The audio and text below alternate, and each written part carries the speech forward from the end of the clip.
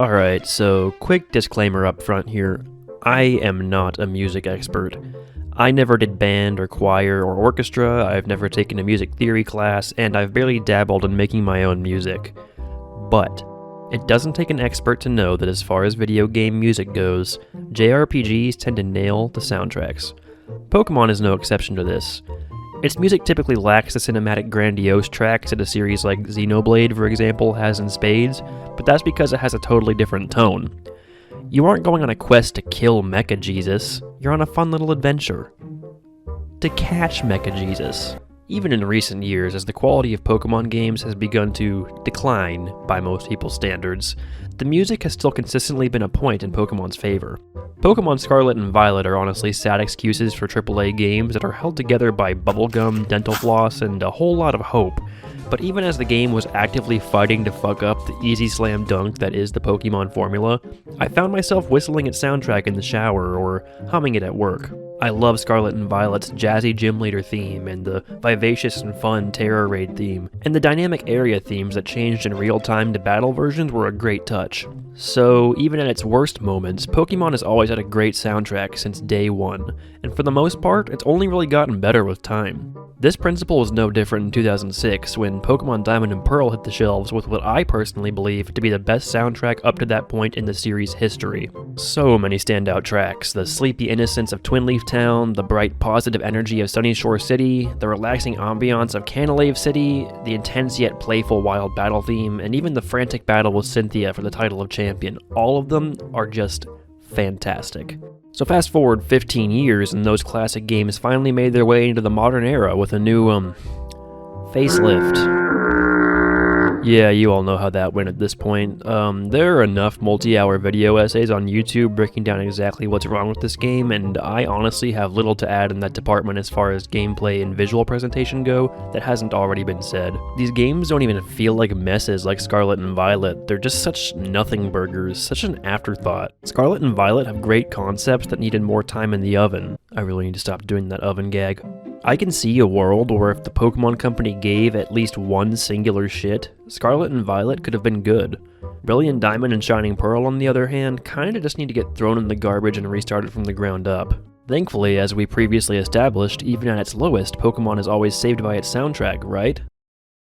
Right? Okay, you read the title of the video, I'll stop being coy. This shit sucks. Some of you might be surprised to hear this, or at least I think you might be, because I don't hear a whole lot of complaints about this game's music. Maybe that's just because there's so much else to complain about in this game that the 5 out of 10 soundtrack doesn't offend anyone in comparison, but you know what? I am offended.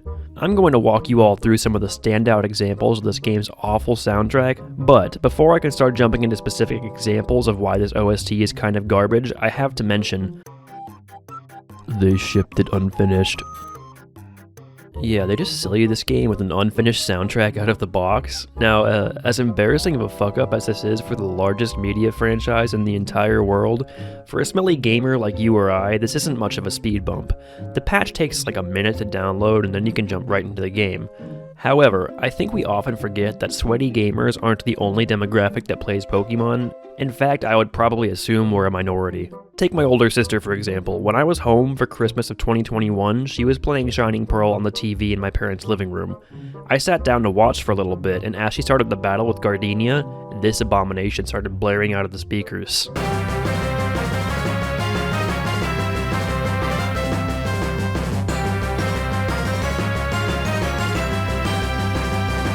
She hadn't bothered to update the game, and can you really blame her? Like, why would anyone assume that a Pokemon game was just shipped unfinished with an ear-splitting soundtrack that could be fixed by a patch? My sister didn't even realize anything was wrong, she actually just thought the game's soundtrack was that bad. I'm not gonna sit here and break down why every unfinished track is bad, because they're all bad for the same reasons. They're unfinished midis ripped straight from the original Diamond and Pearl that sound super alien and weird off of the DS's sound card. Thankfully, I caught my sister early, but there is no doubt in my mind that at least a few people played these games all the way through with this horrible soundtrack. However, even if you did the smart thing and installed the update before you started the game, you're still not much better off because the finished songs suck too. This is particularly sad to me, not only because Diamond and Pearl had a fantastic soundtrack to work from, but also because remakes tend to be where Pokemon pulls out all of the stops to make the best music.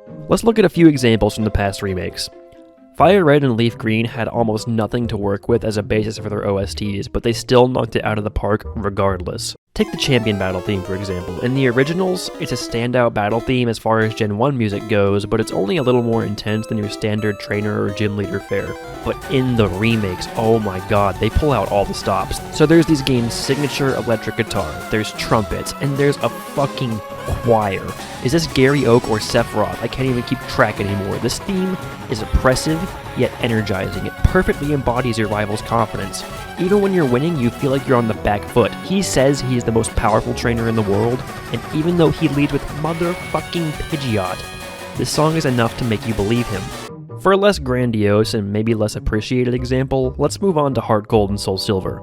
I love what they did with the wild battle themes in this game. In the originals, the Johto wild battle theme sounds and feels like Wild Sentret appeared, but in the remakes, it's so frantic. It really embodies the feeling of this wild animal just jumped out to fight you.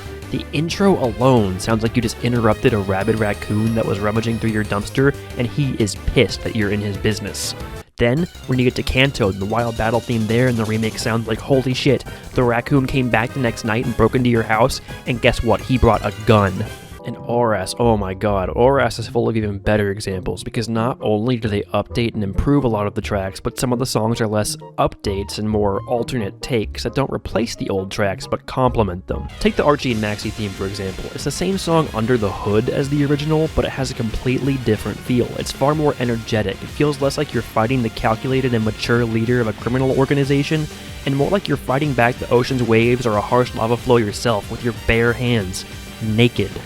Good grief, he's naked! Both tracks exist in harmony with one another. Neither replaces the other. They're so good in their own ways. So how does BDSP stack up to its predecessors? Well, it stacks up like the post-game of Jenga, but credit where credit's due, some of the tracks in this game range from serviceable to good even. As far as good goes, I actually love the Gym Leader and Elite Four themes. They up the intensity of the original and make changes that aren't entirely offensive to me.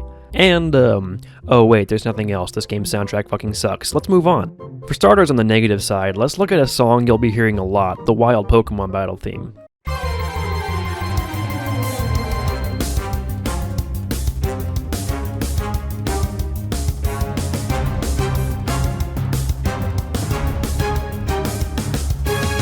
Okay, so actually we're off to a good start here. The percussion is really good. The beginning has that intensity that I appreciated in the original, but then we listen a little bit further and you'll see why I don't like this song.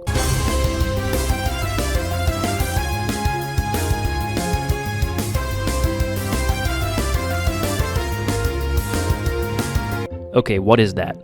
Like, why is that the sound they chose? It sounds like a lower quality sample of whatever shitty, I don't know, I think it's called a synth, like whatever MIDI synth they used for the main melody of Pokemon X and Y's battle theme, and then pitch shifted it up until it was this awful piercing whine, and then they made it play during almost the entire song. Like, this song isn't just mediocre, it's not disappointing, I find it actively unpleasant to listen to, which is unfortunate because the original was so good. Okay, so if the Wild battle theme is that bad, surely the Trainer battle theme is better, right?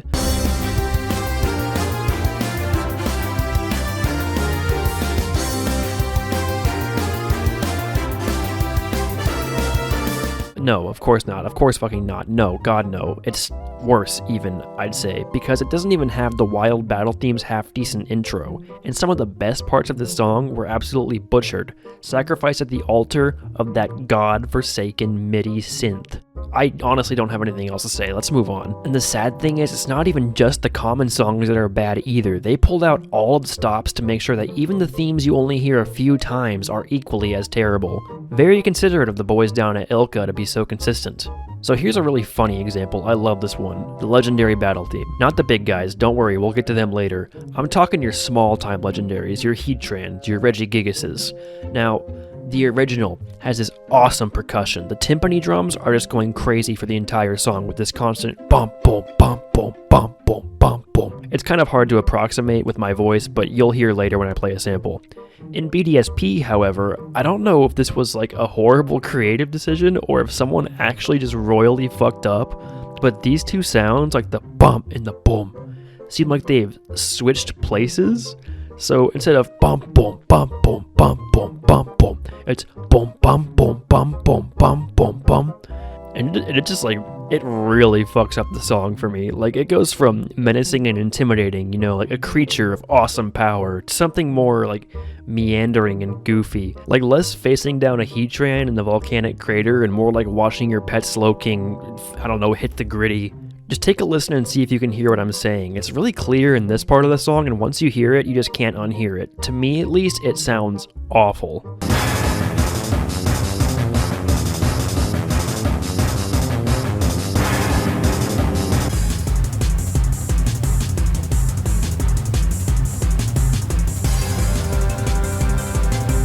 Okay, at this point, if I go through every single battle theme in the game, this video is going to get really, really long, really fast. So for the sake of time, we're going to skip over the ones that I feel less strongly about so we can get to the main event, the song that inspired me to make this video. Moving on from the hilarious to baffling and depressing, let's jump from Heatran's lair to the heights of Spear Pillar. That's right, we're going to be talking about Dialga and Palkia's battle theme, an all-time favorite of mine from the original. In Diamond and Pearl, this song perfectly sets the stage for the battle. You're facing down a being that rules over existence itself. It's a titan of immense power, but unlike Ruby and Sapphire's legendaries, they aren't forces of nature, they aren't on a rampage. They're more benevolent and wise and elegant, and this song just knocks that feeling out of the park. Like with the piano and the percussion, even as a grown-ass man, when I revisit this song, sometimes I get goosebumps. So how does our good friend BDSP treat this absolute masterpiece?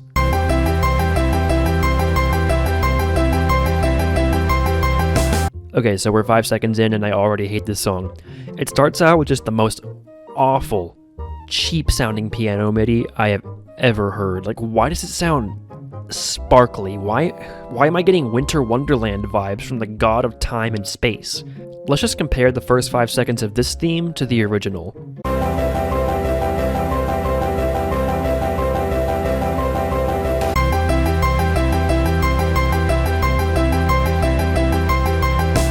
To me, it is like night and day. The original has this wonderful, ethereal feel to it, and the strings in the background add some pressure to it. You can almost feel yourself having to crane your neck upwards to be able to see these massive, powerful gods standing in front of you. BDSP, on the other hand, opts for this interesting strategy of sounding like the background accompaniment for a 6th grade choir's performance of Jingle Bells.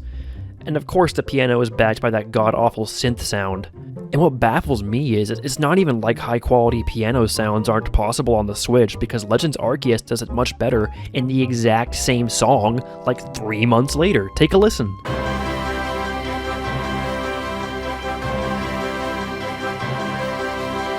Notice the distinct lack of that cheap, jingly sound? There's just no excuse. This is terribly done in BDSP. And quick reminder, we are 5 seconds into the song. Let's listen further.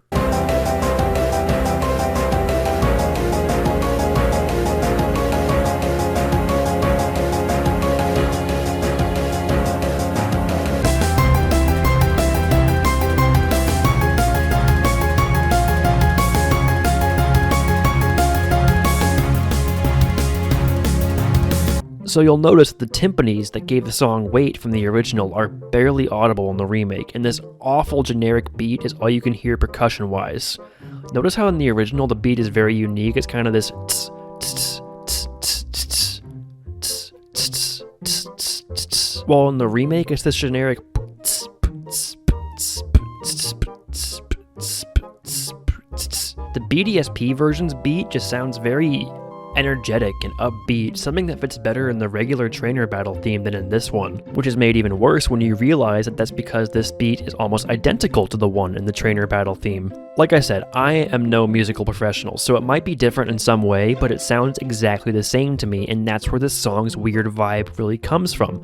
I can't shake the feeling that this is just totally tonally dissonant with what is happening in the game. And yet, somehow, that's not even the worst part. Take a listen to this.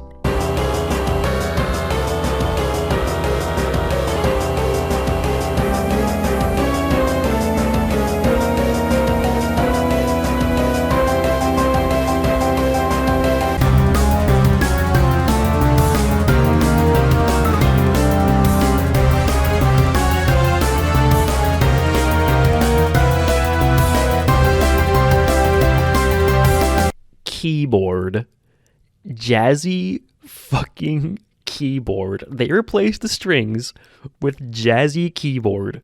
If this was the early 2010s, this moment is where I would cut away to like a Nostalgia Critic or AVGN inspired skit where I would pretend to have a mental breakdown and scream while I piss on the game cartridge and fight someone in a Dialga Halloween costume.